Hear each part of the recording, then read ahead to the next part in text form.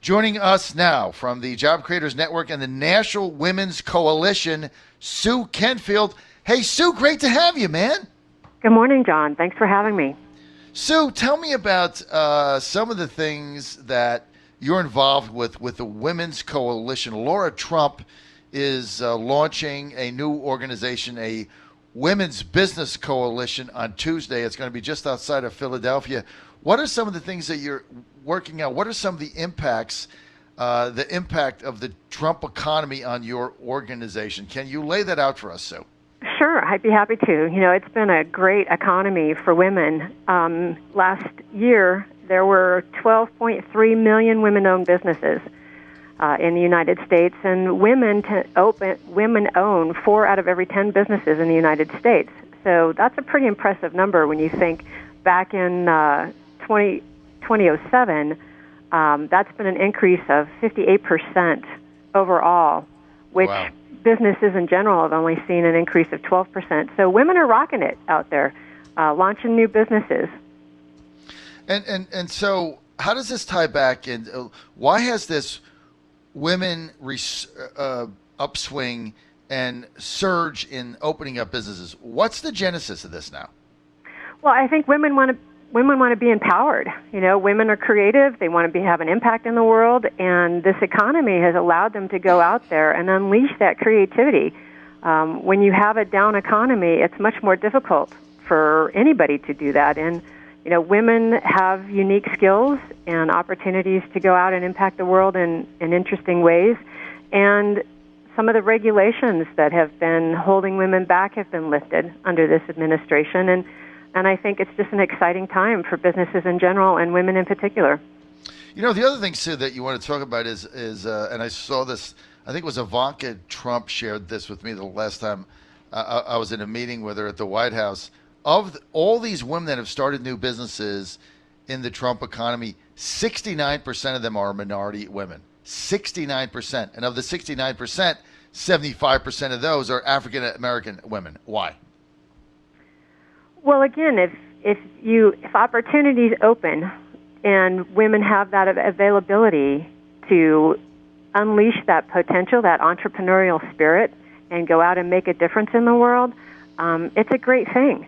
And so I think women have been inspired, and they look around and they see the opportunities, and there's probably a little bit more focus on reaching out to women to assist them in ways that are beneficial for them to get those businesses off the ground.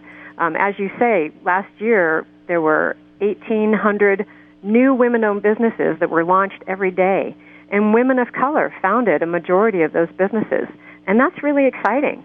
The businesses owned by women of color grew 163% between 2007 and 2018. That's pretty amazing to get that kind of growth. Sue, tell us a little about Sue Kenfield, your involvement, your company. How's that evolved? Sure. So I have my own consulting company. I was part of the corporate arena for many years, and I went out on my own in 2008, not the best year to launch a business. Oh, my God, no. It was right in the middle of the recession and the meltdown. Yeah, absolutely. 11 years later, I'm still here, though. And so I work with organizations, leaders and teams, and I focus on that really important asset that organizations have, their people.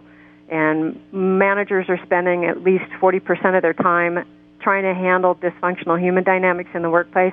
So I go in and I help with that for organizations to help people get those skills that employers are demanding, that soft skill set, which I call essential skills, are actually more in demand now than technical skills, because you can teach the technical skills. We definitely have an essential soft skill gap. So I address that for businesses to help them be more productive and successful.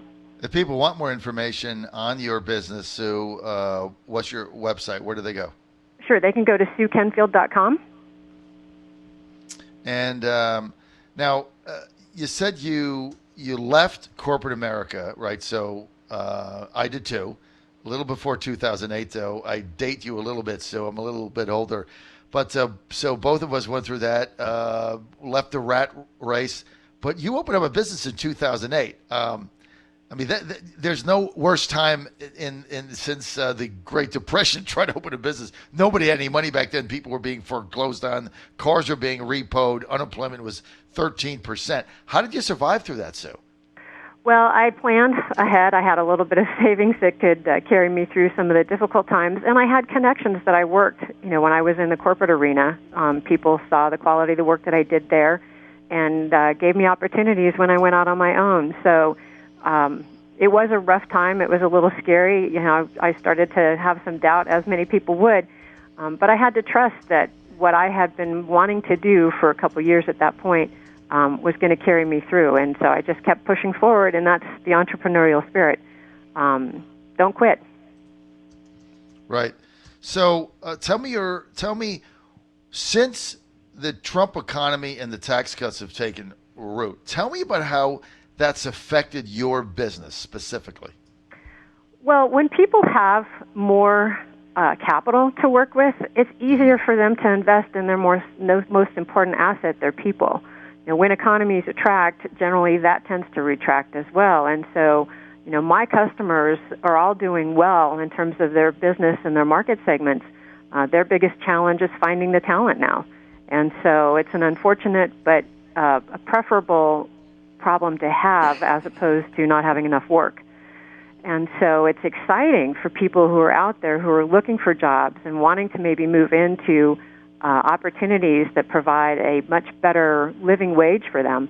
The opportunities are endless, and so I'm excited. I'm a big proponent for human ability and human potential, and I think this economy is doing a lot to ignite the expression of that human potential, and we all benefit when people have the chance to go out there and express themselves creatively and do what they're passionate about and be successful at it. You're on the John Fredericks Radio Network, Truck the Truth Across America. We're live today in Richmond, Virginia. We're with Sue Kenfield. You can follow her at SueKenfield.com. She's a former corporate executive. Now she's an entrepreneur.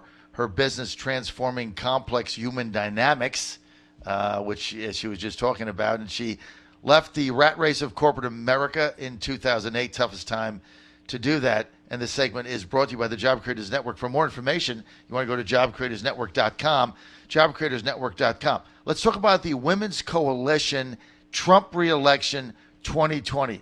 A lot of women, Sue, in suburban America, they don't like the president. They don't like his tweets. They don't like his demeanor. They don't like his tone. Soccer moms don't like him.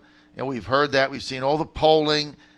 President at risk big time with that group. What are you going to do to change that? Yeah, I think it's helping women understand how they're benefiting from the policies of the administration and the exciting business environment that we find ourselves in. I completely understand. I specialize in emotional intelligence, and sometimes I smack my forehead when I see some of the things that are going on, not just with President Trump, but with other leaders. It is one of the skills that gets in the way of people being able to see what you can truly do. And my call to action for people is to focus on the policies that affect how you live your life. Personalities don't necessarily affect how you live your life, but policies will. And it can be difficult to get beyond a personality that rubs you the wrong way, but that's an emotional reaction. And so I encourage people to go to a more objective point of view and look at how these policies are impacting the benefits that you receive for you and your family and the opportunities that are out there. We all win when we have a good economy. I tell you what, that's the message you have to get out. I was listening to some fake news pollster in Virginia about a week ago from Christopher Newport University. And she was telling me how women, suburban women, are abandoning the president like crazy. They're going to vote for the Democratic nominee, even if some whack job socialist.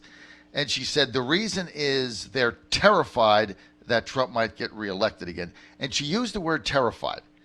And I said to her, terrified of what? Like terrified of a better job, terrified of the best economy since the Second World War, since the baby boomers, terrified of wages up for 5 consecutive quarters, terrified of the lowest black unemployment, the lowest Hispanic unemployment, the lowest Asian unemployment, terrified of getting out of these wars. Terrified of what? Like, what are you talking about?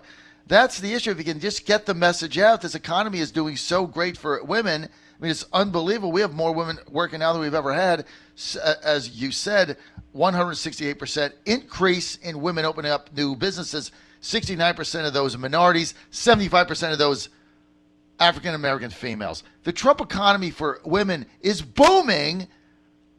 All you got to do is get past a tweet, and I think he's going to do a lot better with women, Sue, than meets the eye. Well, and that's part of the role of Job Creators Network and the Women's Coalition is to help women understand how they're benefiting from these policies. Unfortunately, you have to look really hard to find a news show that's going to tout what the good that's been happening under this administration, and so it's harder for women to find the good news.